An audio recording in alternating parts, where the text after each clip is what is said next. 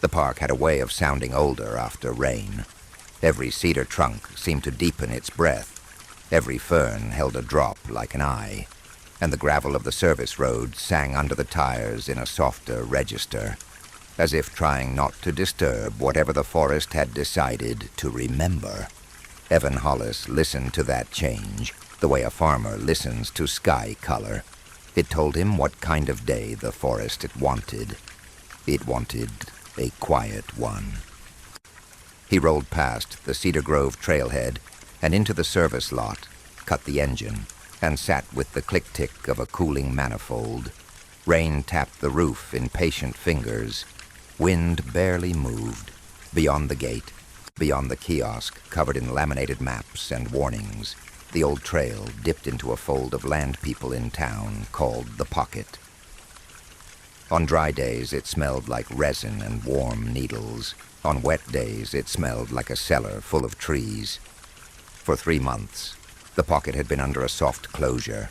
No tape, no headlines, just a notice from the district office that the Cedar Grove Loop was temporarily decommissioned beyond Marker 14 due to maintenance and habitat protection.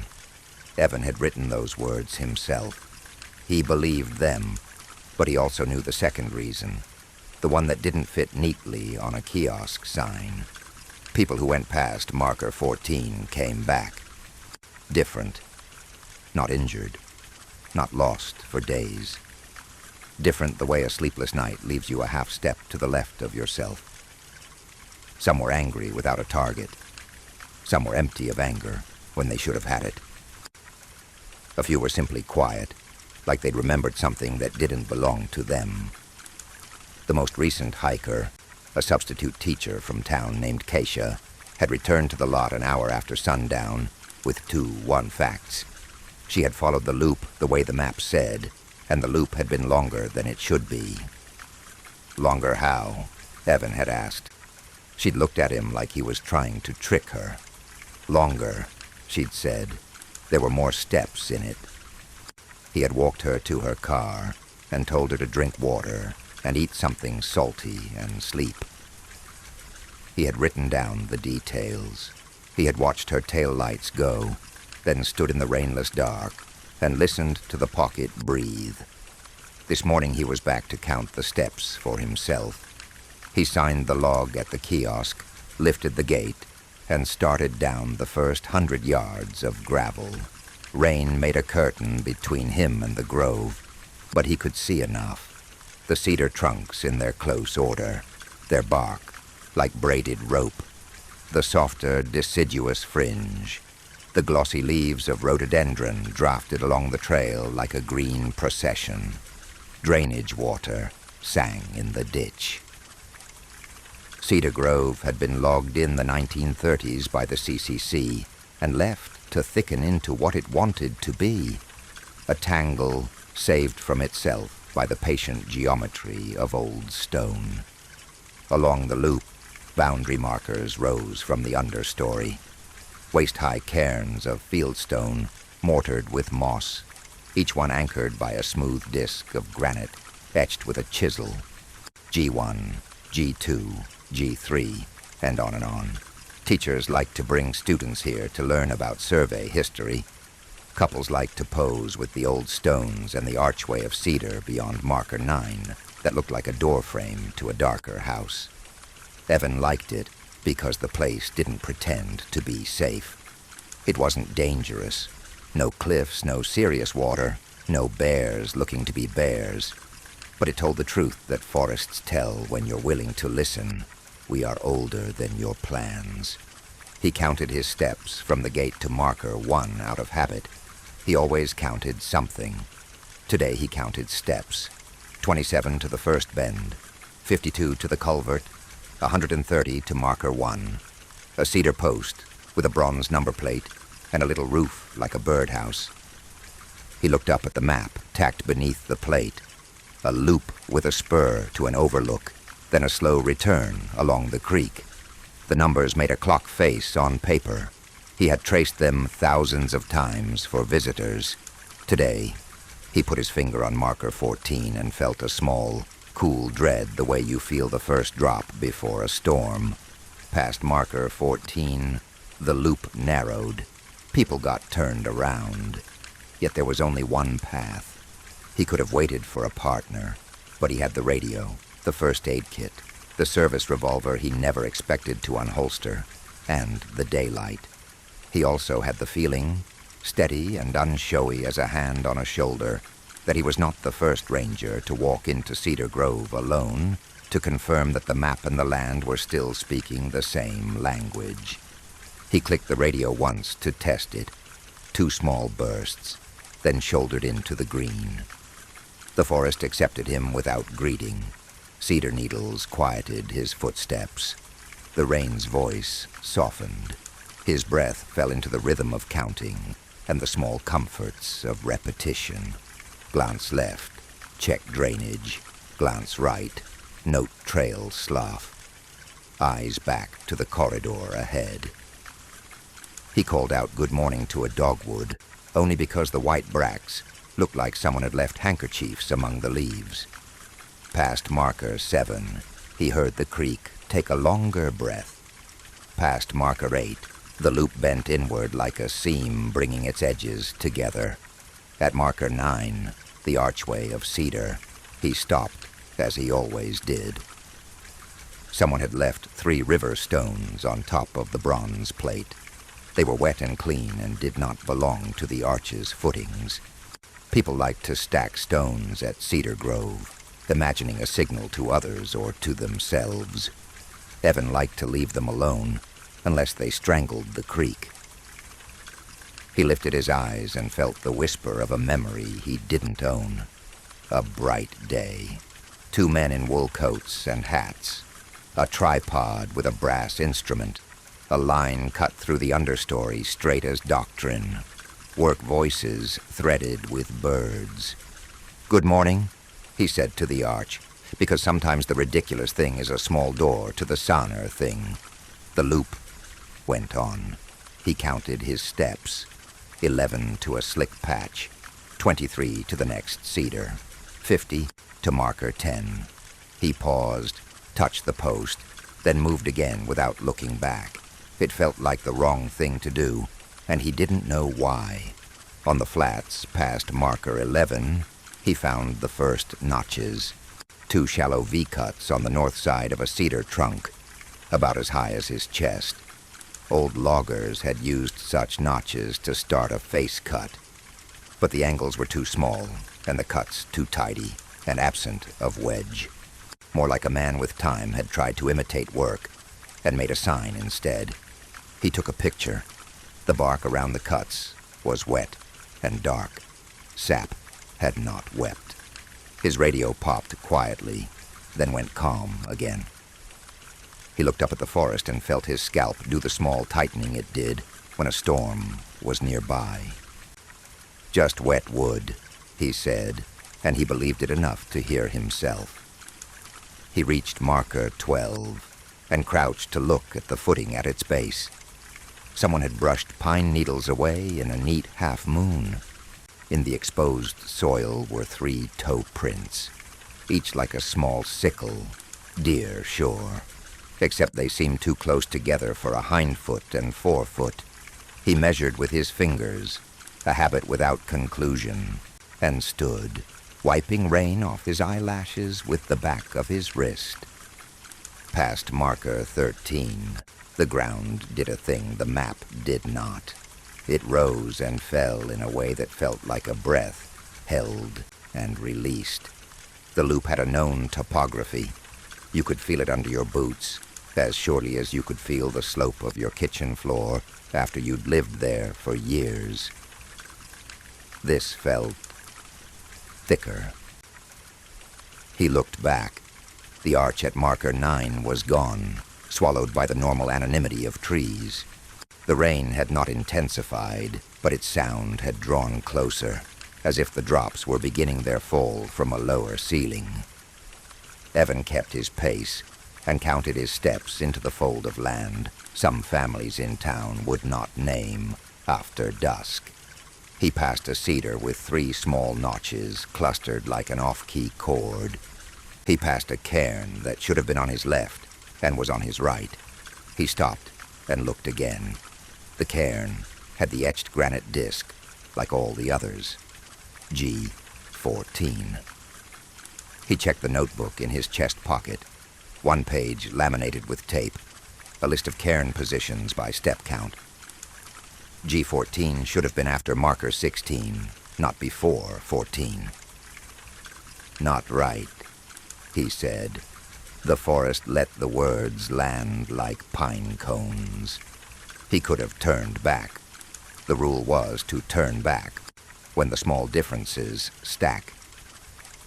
He chose to continue 5 more minutes, enough to confirm a misnumbering or a misremembering, because the forest was a set of facts, and the facts so always reassembled into truth if you watched your own hands. He counted the next 90 steps, like a student saying grace through teeth. At step 91, he saw marker 14. He also saw the figure. It stood beyond the marker in a notch between cedar trunks, where the light made a narrow gray. Not close, not far.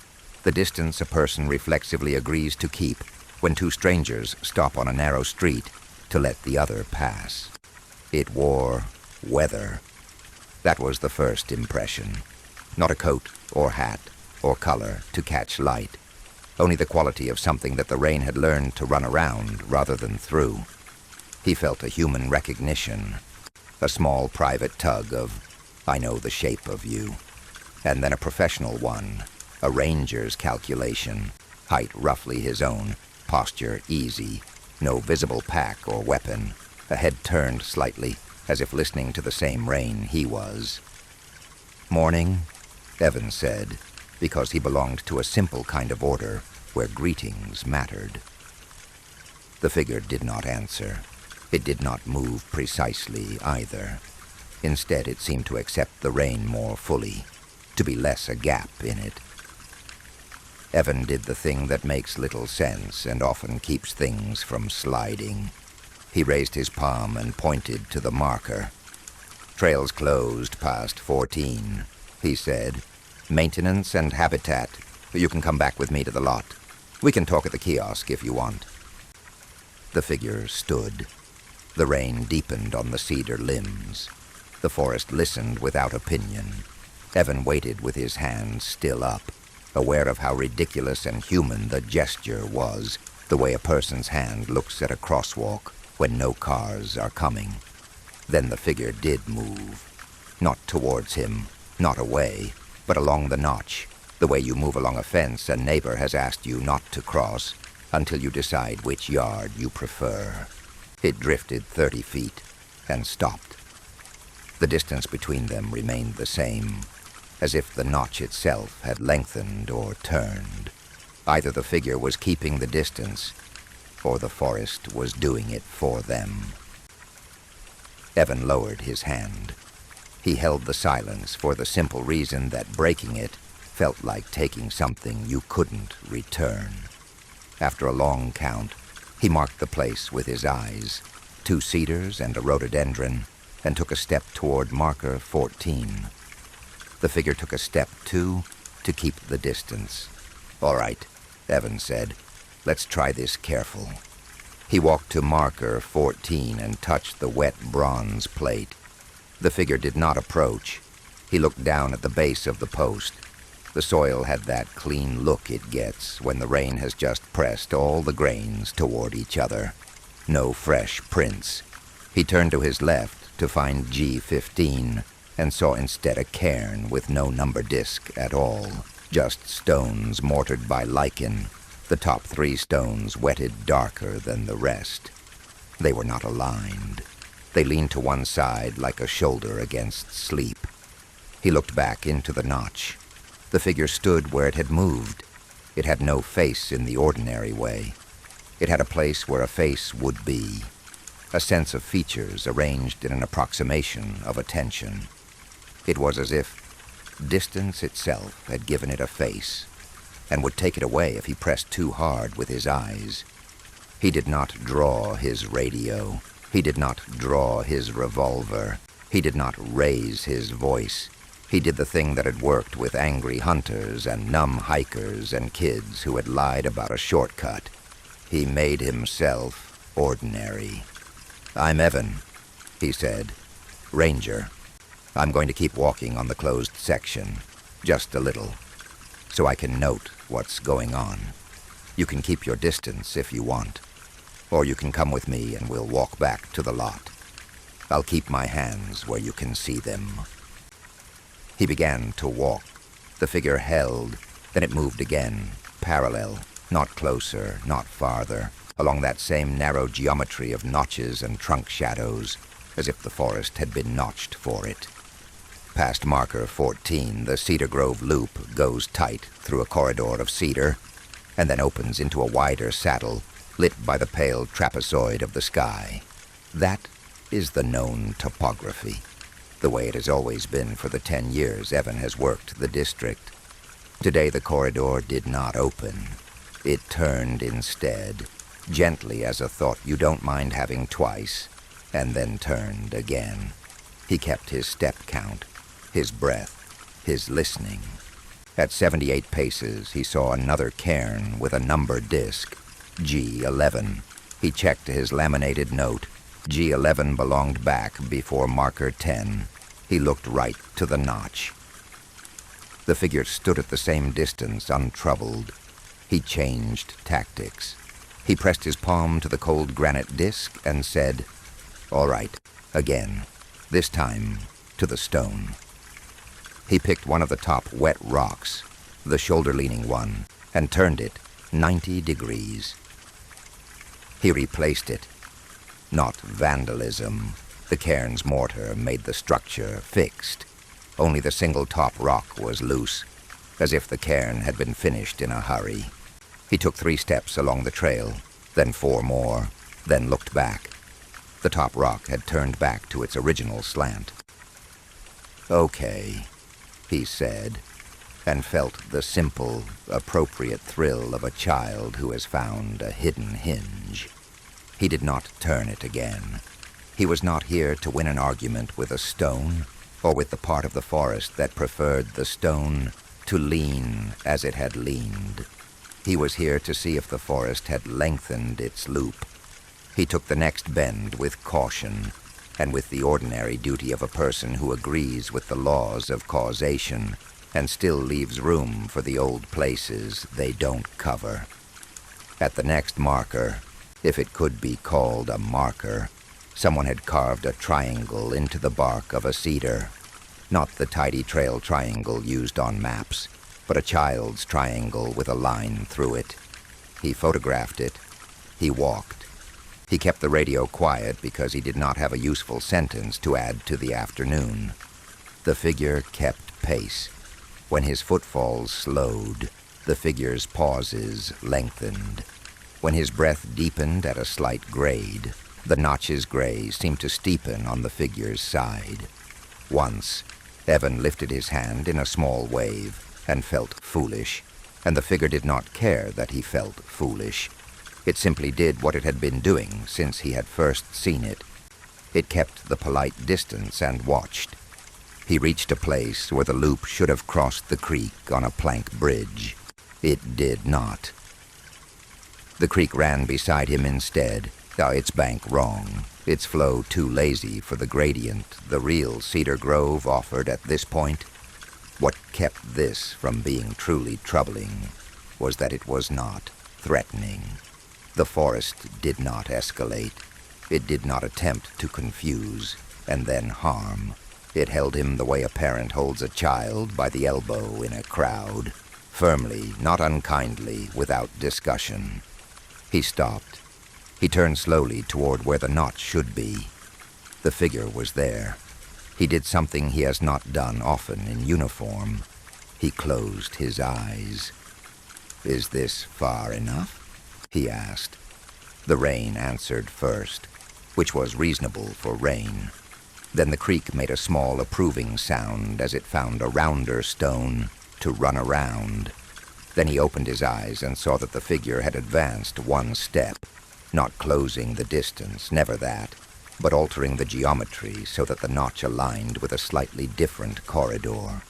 It was very small, the way a compass needle's tremble is small, but it had the quality of go this way now.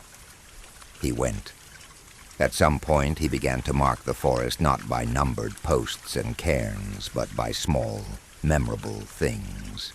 A cedar whose two trunks crossed like arms, a fern that had grown into the shape of a comma, a rock with a hairline crack in which a gilt millipede flexed like a soft key.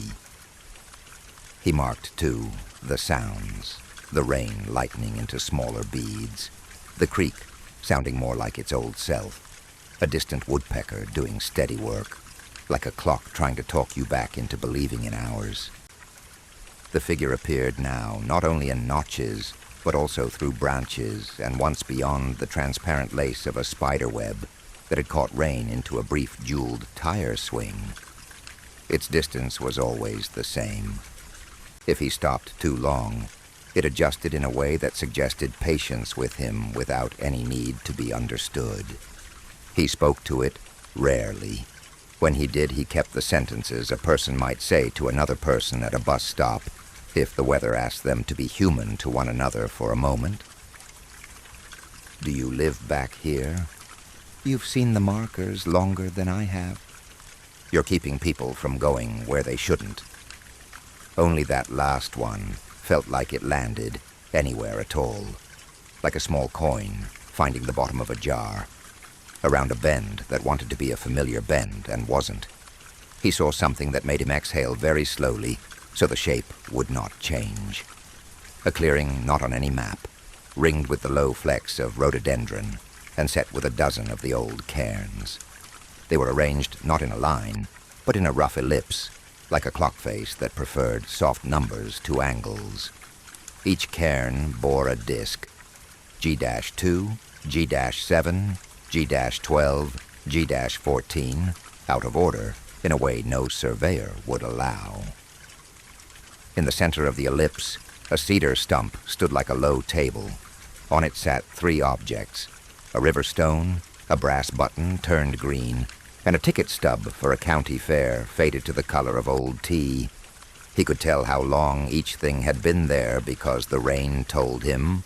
The stone had been placed yesterday, the button last week or last year. The forest does not count the way people do, and the ticket stub within the hour. He could tell who had placed them, too, not by identity, but by the quality of intention. The stone had been set by someone afraid who wanted to be polite, the button by someone who meant to mean something and did not. The ticket stub by a child who had not expected the forest to ask for anything, and then understood that everything asks for something. He stood at the margin of the ellipse and felt his feet become careful. The figure took up a position beyond the cairns opposite him, completing the oval the way a period completes a sentence. He knew now why the forest had been longer for Keisha. The loop had lengthened not in miles but in attention. The pocket had decided to teach everyone who entered this far that they were passing a kind of room. Most people moved through it without stopping. A few left a thing. Fewer still understood that the leaving of a thing had been requested. He did not step into the ellipse. He has always had a talent for knowing where a door ends and a room begins. "Is this yours?"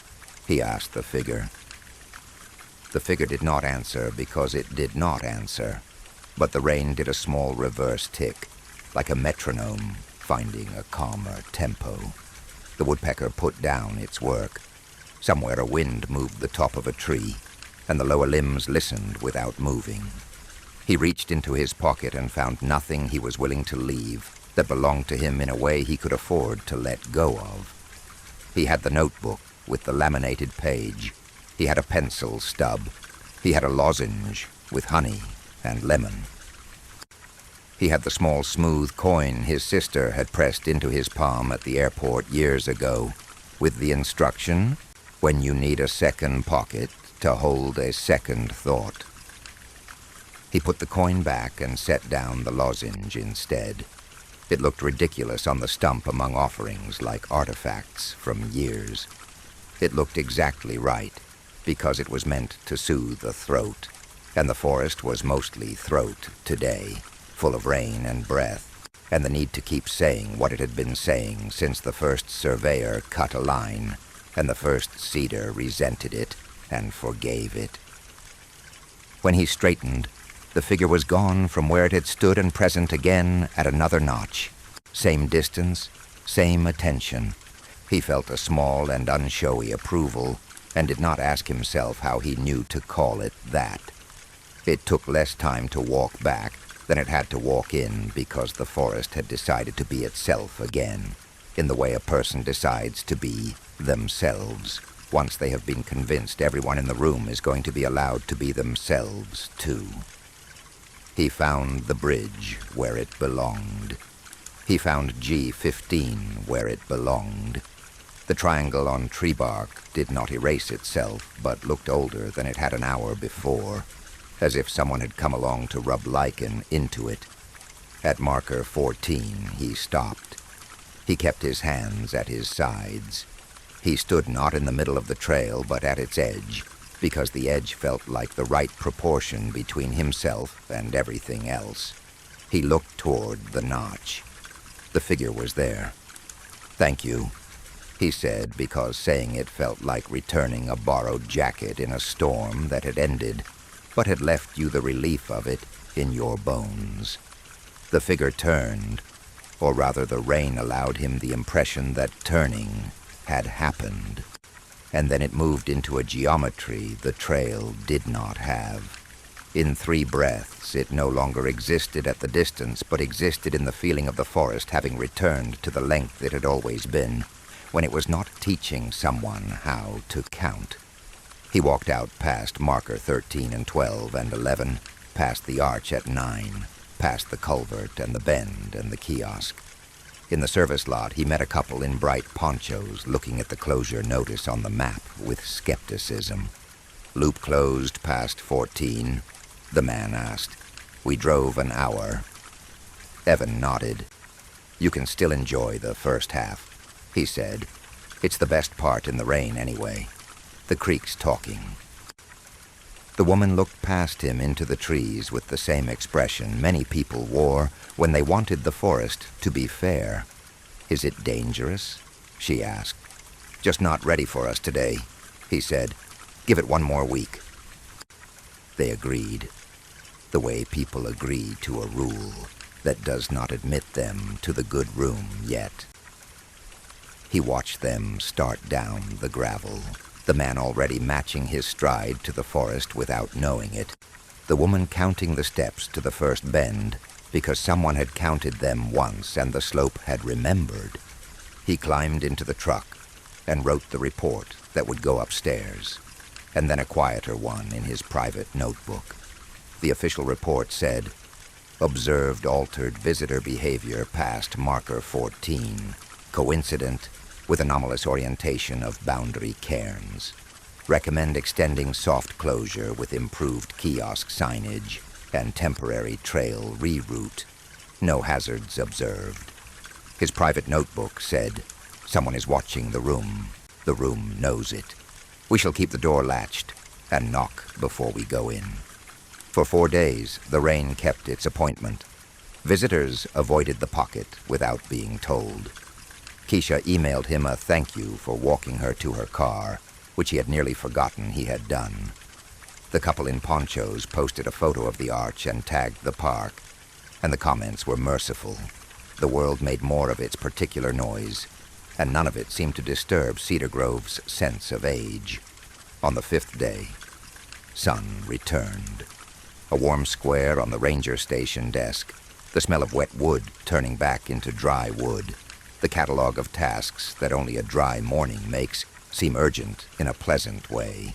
Evan rebuilt a section of split-rail fence near the picnic shelter with a volunteer named Randy, who admired the way Cedar took a nail. He returned a lost scarf to a mailbox with a note he did not sign. He scheduled a sign shop run for Monday. Near 4 o'clock, he found himself at the service lot again, without planning to be. He did not bring gear. He did not log his entry. He told himself he was checking for stormfall, and then admitted he was not. He walked to the kiosk. The closure sign shone a little too white in sun. He wanted to walk to marker 14 and say hello to the space near it. He stopped when he heard someone call his name. Ranger Hollis?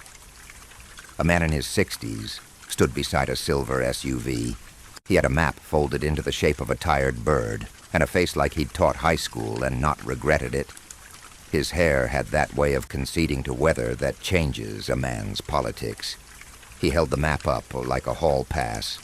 "Sir," Evan said, "how can I help you?" The man unfolded the map and smoothed it against the hood of the car in a gesture that asked the world to be flat and was kind about the fact that it is not.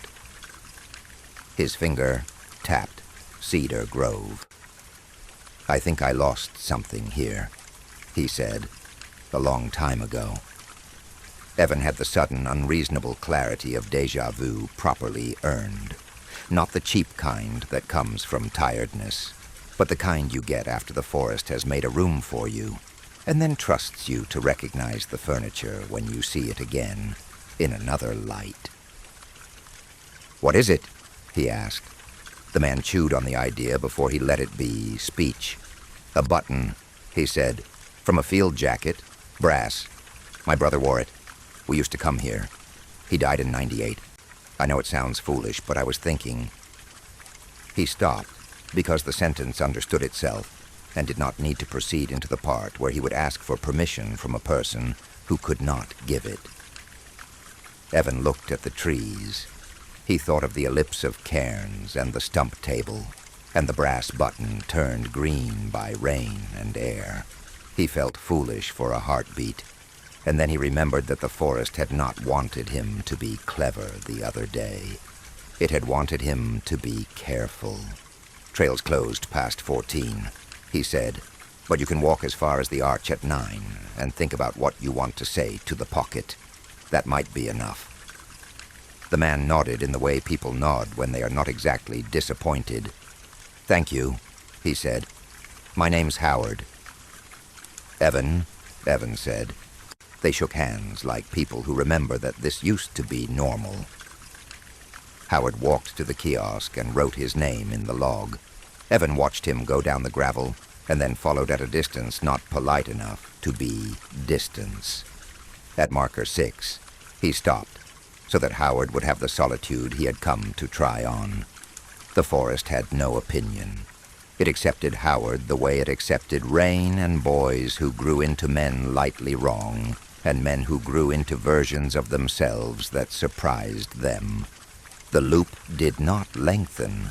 The arch at 9 was an arch.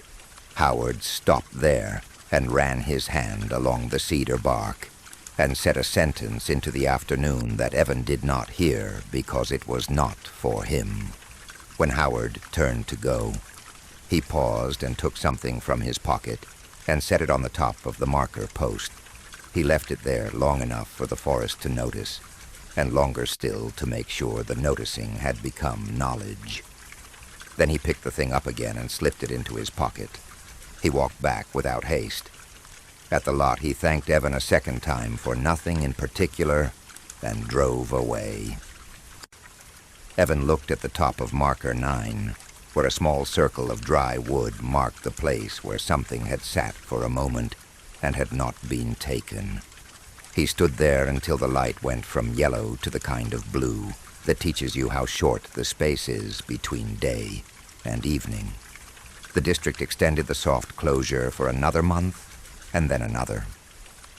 No one protested who mattered to the forest.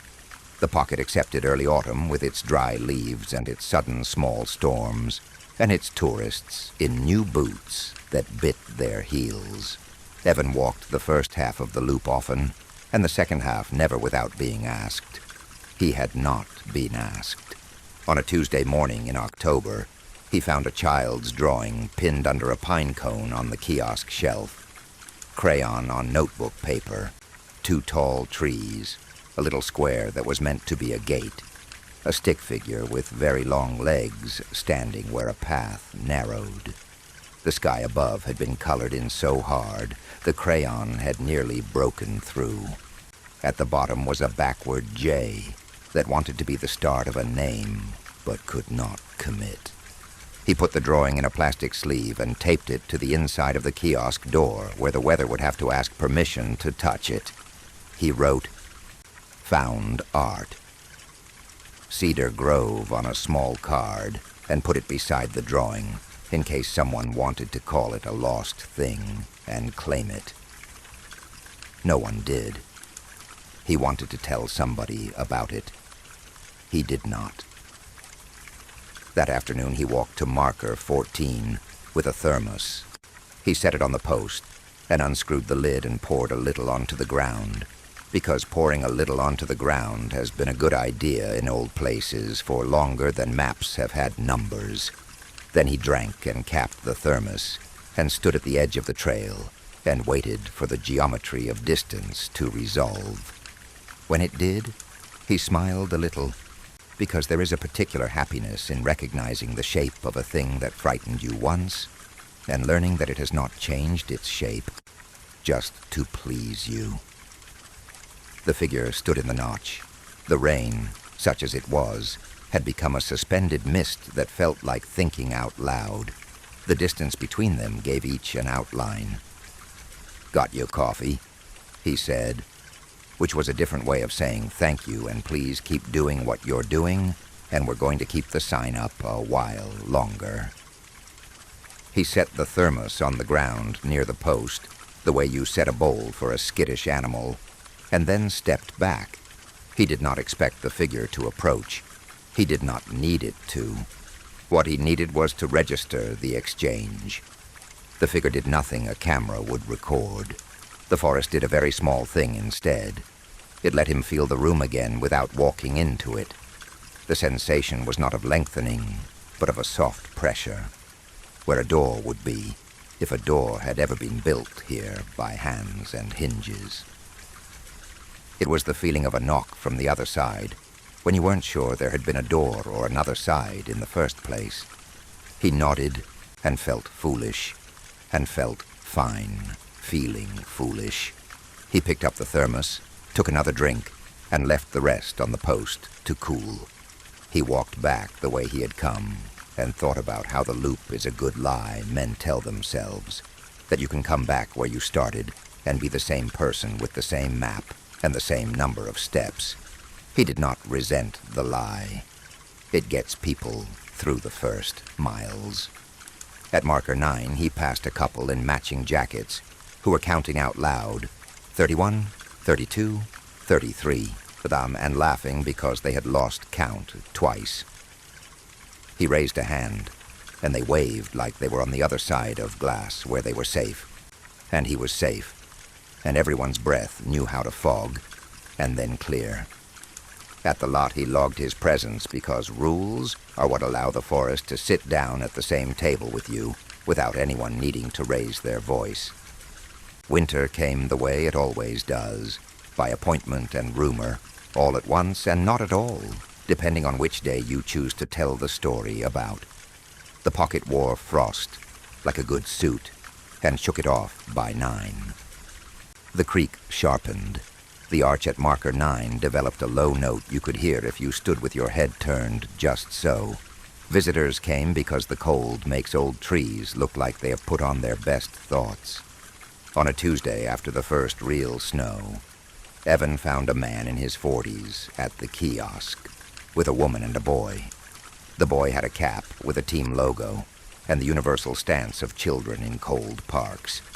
Knees visible somewhere under too many layers, hands hidden in a pocket that did not intend to help. "Is the loop open?" the man asked. We wanted to show him the boundary stones. I used to come here. "First half is clear," Evan said. "Second half's still closed past 14. The boy looked at the map, and then at the trees. "Is there a monster?" he asked in a tone that would accept either answer. "No," Evan said, because the forest had not asked to be called that. Just a room that isn't ready for visitors. The boy nodded like rooms with rules made a lot of sense. He tugged at the woman's sleeve. "We can still go see the numbers," he announced, and the woman said good idea like boys invent numbers all the time. Evan watched them go as far as marker 3, and then he turned back to the lot because his fingers had started to sting in the particular way that telegraphs a new tear forming in an old glove. He walked past the SUV with the silver scrape on its bumper, and the blue hatchback with the camping stickers, and the old truck with the dented fender. He reached his own truck and put his hand on the hood to feel the sun that had lived there while he was checking the kiosk. The metal gave back a quiet heat, like a hand held too long, but not unwelcome. He looked at the forest the way you look at a person you have decided to trust enough to know when not to talk. "See you in spring," he said, and he meant, "We'll keep the door. You keep the room." The wind moved the top of a tree, and the lower limbs listened without moving.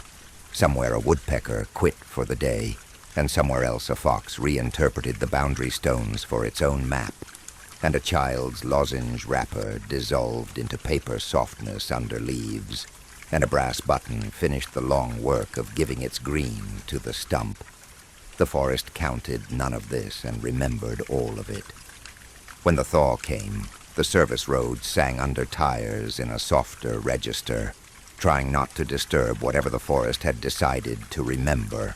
Evan listened the way farmers listen to sky color. The pocket wanted a quiet day. He put his hand on marker 14 and knocked before he went in. Then he did not go in, which is one way of saying yes without moving at all. And somewhere, at the exact polite distance that gives two strangers outlines, the watcher turned its head, not toward him, but toward the place in the trail where the next set of steps would slow, then stop, then learn to count the room.